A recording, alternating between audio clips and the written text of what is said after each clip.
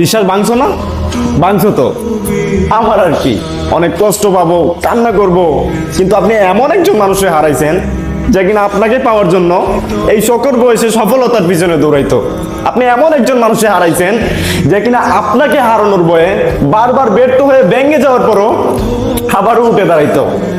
ভালোবাসবে তো, অনেকেই ভালোবাসবে, হয়তো আমার থেকে কম ভালোবাসবে, নয়তো আমার থেকে বেশি ভালোবাসবে, কিন্তু ম্যাডাম আমার মতো আর কেউ ভালোবাসবে না আপনাকে।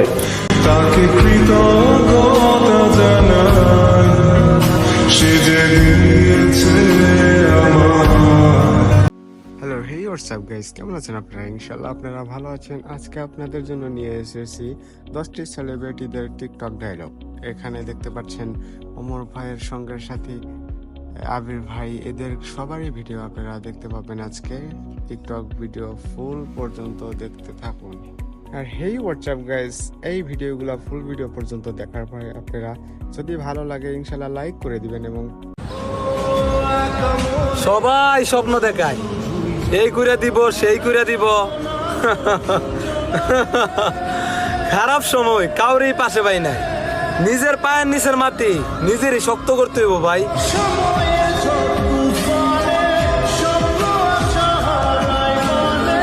গরু কিনলেন, সেটা ফেসবুকে ছাড়লেন। গরু কাটলেন, সেটাও ফেসবুকে ছাড়লেন।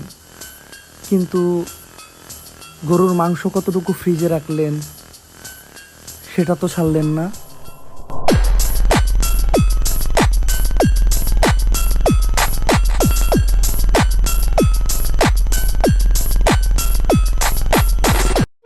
মেরি জান, টয়লেটে গেলে আমি নাক ঝরি, কারণ টয়লেটে অনেক গন্ধ।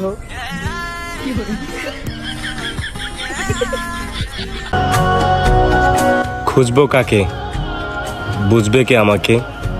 যখন মনে আঘাত পেলাম তখন আশেপাশে কাউকে না পেয়ে নিজেই নিজের বন্ধু হলাম।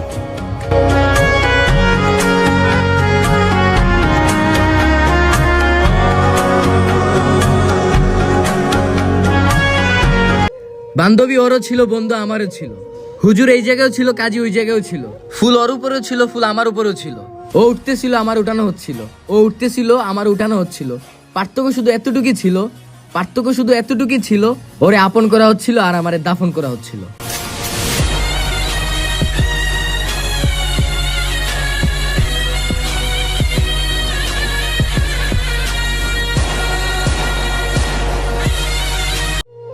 হাসার আগে অবশ্যই আশেপাশে ভালোভাবে দেখে নেবেন মেয়ে আছে কিনা।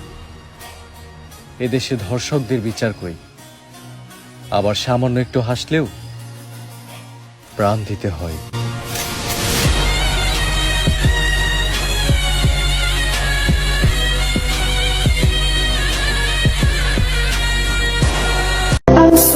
আমি এতটাই পর হয়ে গেছি যে আজকে ঈদের দিনে সে একটা মেসেজ দেওয়ার প্রয়োজন মনে করলো না।